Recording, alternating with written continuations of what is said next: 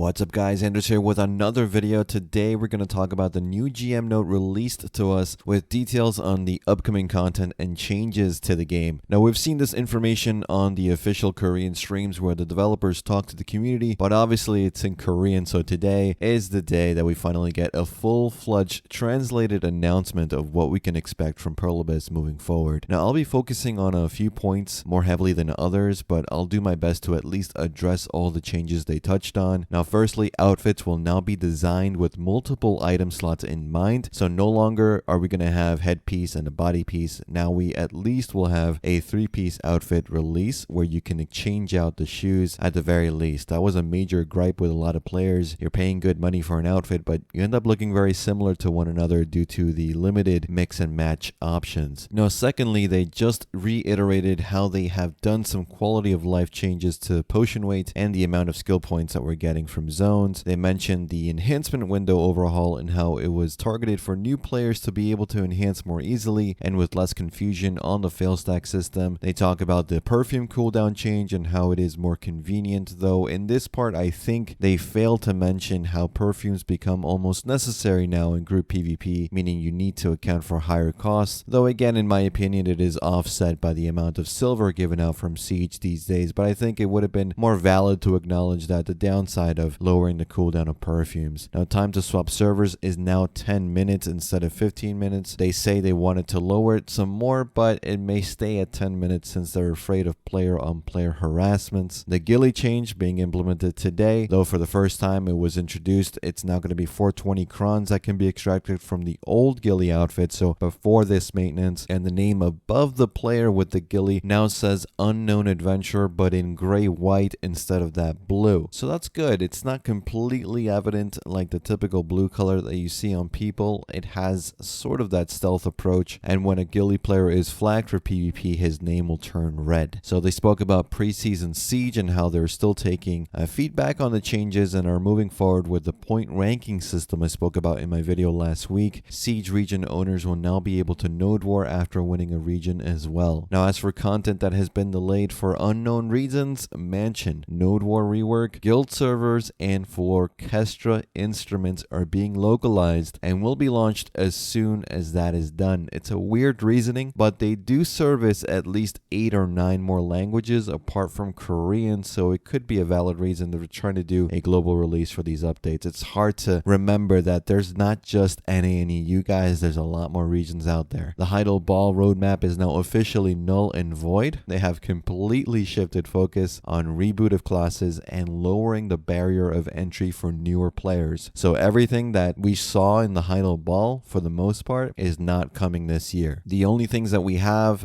confirmation on is Sikirkea, the second Ataraxian dungeon, and Yar, the card minigame that we saw. I don't know if this also means that the new region expansion is also being delayed. It could be, maybe till the end of the year or early next year. As for the class reboot, they want to focus on making underused skills viable, combining skills into one, so a normal skill and a flow skill will now be one skill. The two classes we've seen so far in action with teasers are the Ranger and the Warrior. They're going to be available for testing this week. Remember, none of these reworks will go live until all 17 classes getting reworks get done, so early next year or end of this year at the earliest seems to be the target. Now Succession Warrior, it's going to have more ways to engage a fight besides grab by getting lowered cooldowns on their Succession grab and reworking counter, the main KD in their combo. So it's a bit confusing when they say we're going to rework Succession to not rely on grab engages and then name a lower cooldown grab as a change. So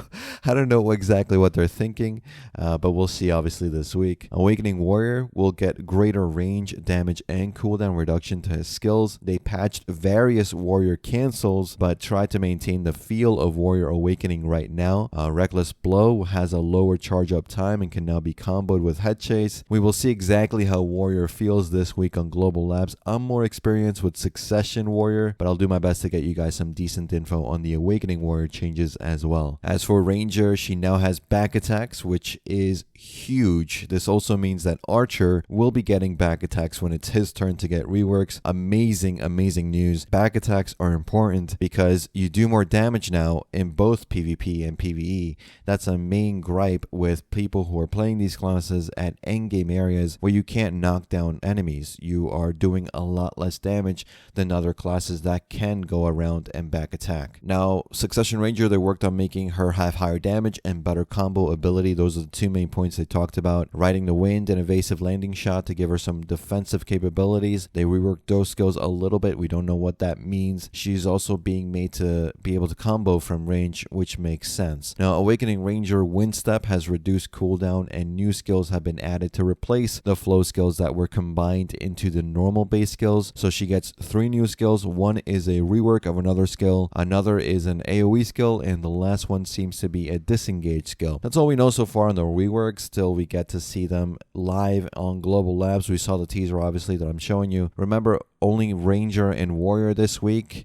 We may see Sorceress and Berserker next week, or at least one of those two. If you're playing any other class, as long as your class came out up to Archer, you're fine. If your class came out after Archer, you're not getting reworks. Just keep that in mind. Now, as for the new player experience, they've reduced the amount of loot and rewards given in Medaya specifically. Serendia main story gives a pet as a reward. Life skill rewards will now also be given through the main story as well. You can now do basic life skills like fishing without a fishing rod and gathering without gathering tools. They're basic methods of those life skills, so having the appropriate gear will actually still be beneficial, so don't throw away your rods. Just that now you don't need to have any of those tools equipped to get started with that life skill. It's a good change. UI tutorials were also being developed to help players move around the world and figure out where to grind according to their level and gear. That's one of the most common questions that you get. Where do I grind? Here's my gear. What do I do? Because of this, Valencia spots will be getting buffs to money per hour, so new players have somewhere to grind for decent income before they can move on to Akhman, Histria, and Star's End, and then obviously eventually Alvia is where you want to go to move on in gear progression. They also want to give a method of moving around cities automatically. I'm not sure what they mean by that, but they also want to give players a free horse earlier in their game experience. Seasoned servers, which have served to be good gear progression for newer players, will now have access to Pentavala armor and weapons with increased rates.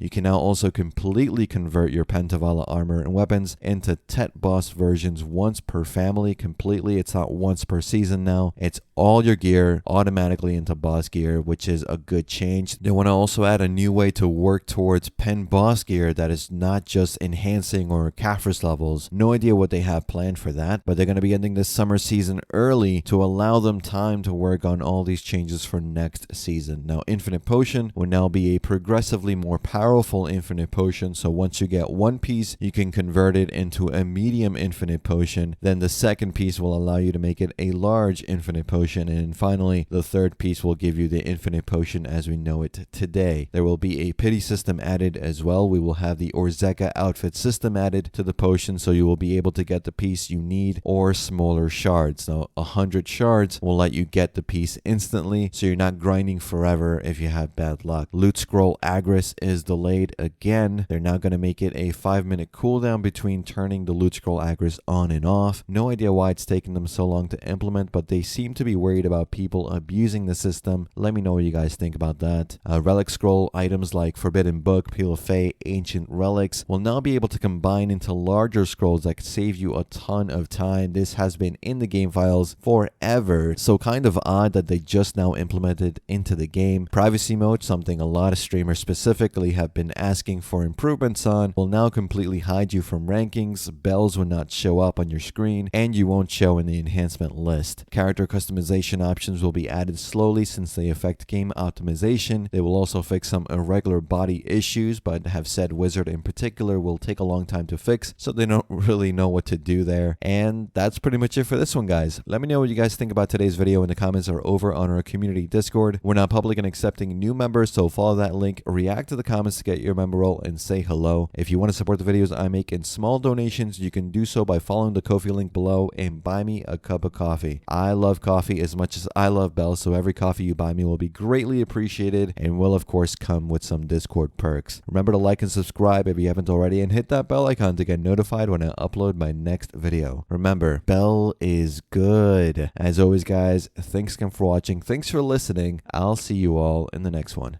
Take care.